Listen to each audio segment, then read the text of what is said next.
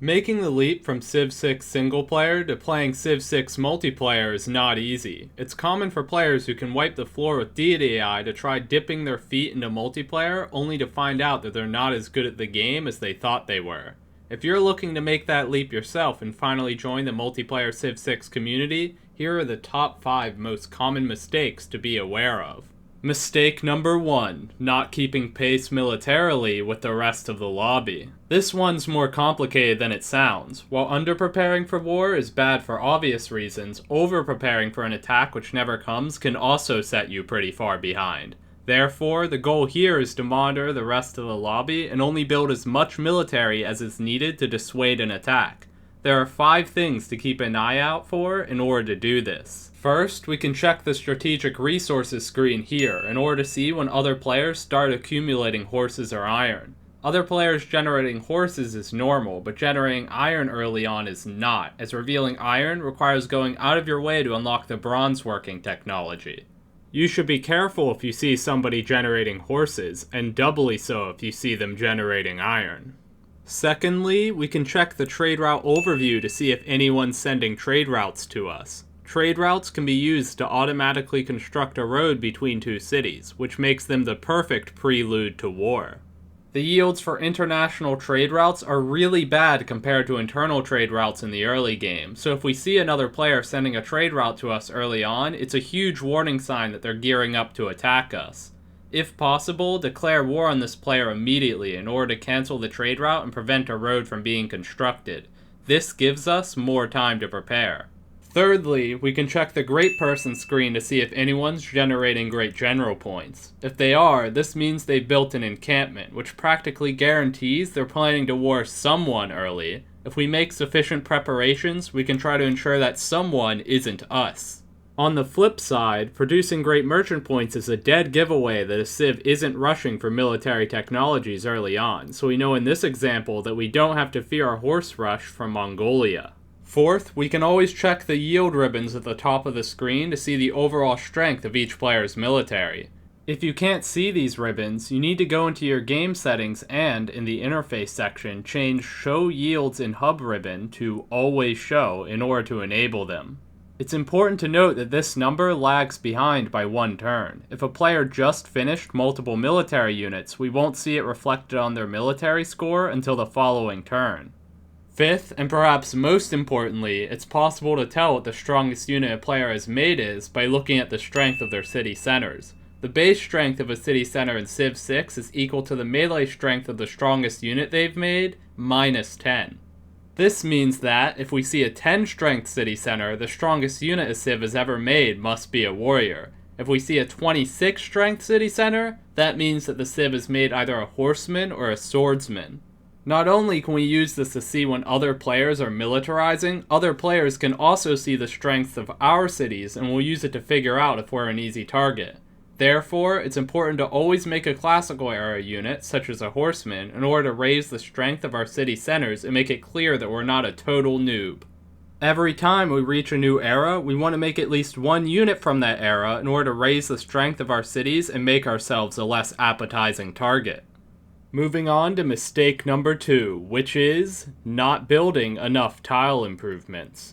It's really common to see players reaching the mid-game not having made nearly enough builders. While the obvious solution seems to be to just make more of them, it's more complicated than that. We also don't want to make too many builders early on.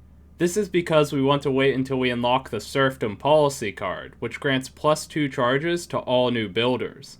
The cost of training new builders scales only with the number of builders we've already made previously in the game, and as such, the fewer of them we make prior to unlocking serfdom, the cheaper our serfdom builders will be.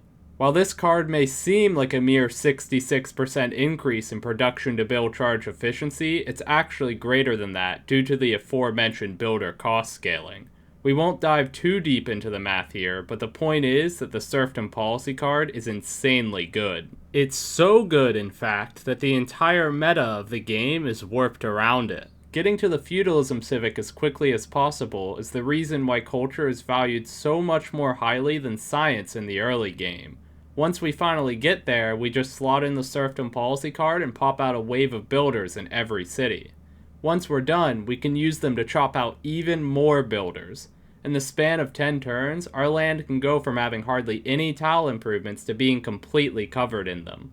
These builders aren't just a long-term investment either. They pay for themselves immediately through the value provided by chopping all of our forests. Failing to properly leverage the serfdom policy card and the explosive power spike it represents is easily one of the most common noob mistakes in Civ 6 multiplayer.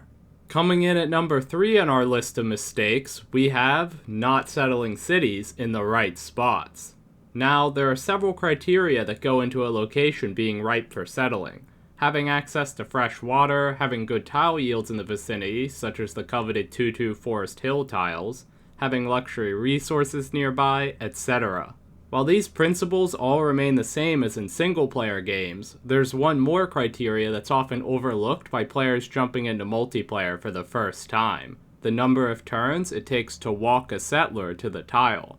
You see, multiplayer games are typically played with the game speed set to online, which speeds up the pace of the game by cutting the cost of almost everything in half compared to standard speed. One of the only things not sped up by the game speed setting is unit movement. Take this Zulu game for instance. While the city location with the best tile yields is to our northeast, we don't want our early game settlers to spend too long walking to get there. Therefore, we settle some cities closer to our capital first, and settle that city much later.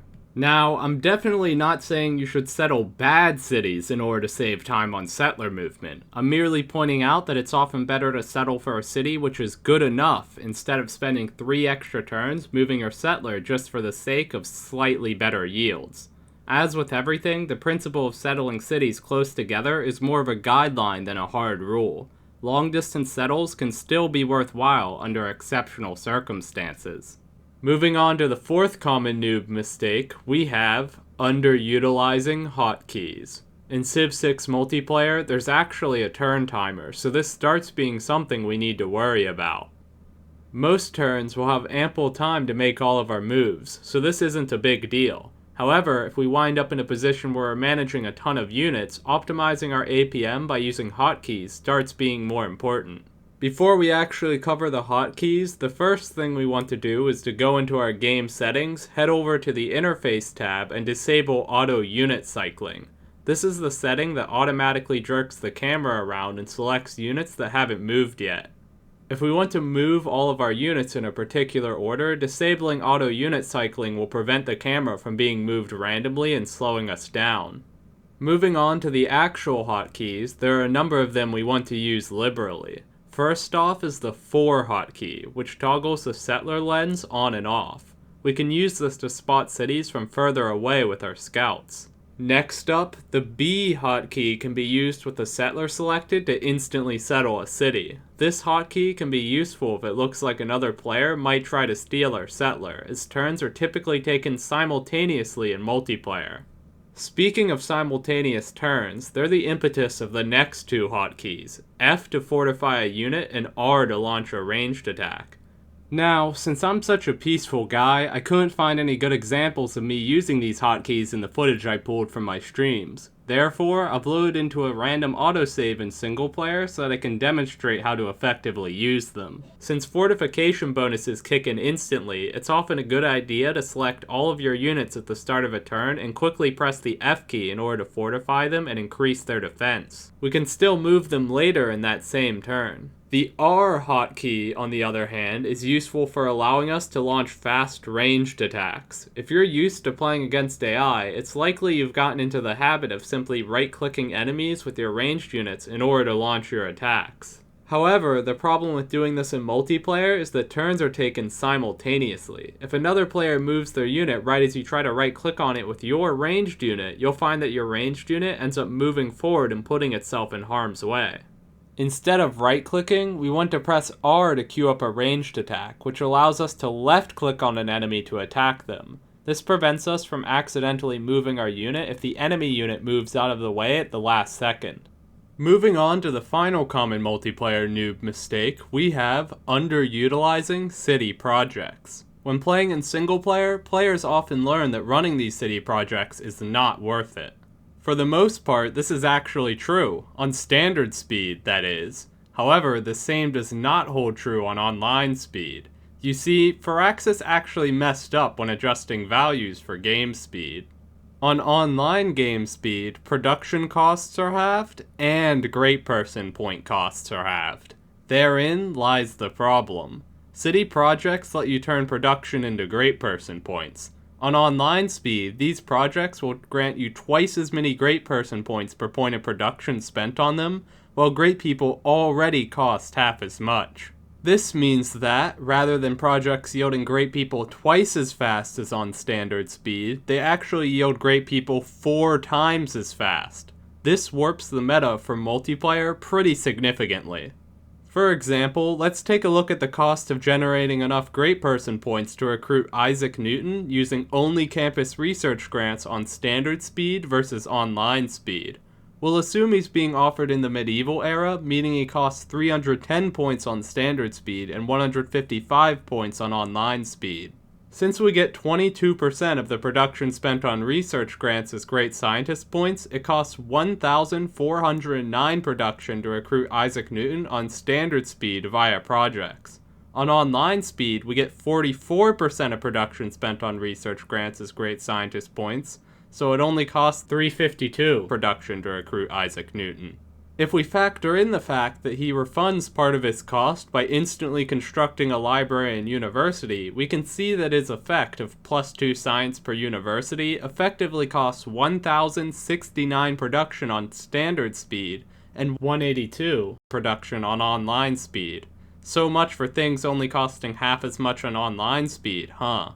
Essentially, whenever very strong great people are on offer in multiplayer games, we want to consider running projects for them. I've put out an entire guide on the meta that's evolved around when to project and which great people to aim for, which you can find linked in the description of this video if you're curious to learn more. That's all for this video. If you want to catch full streams of Civ 6 multiplayer games live, be sure to follow me on Twitch, which I've linked in the description. Remember to like, subscribe, and let me know in the comments what you'd like to see next. Herson, signing out.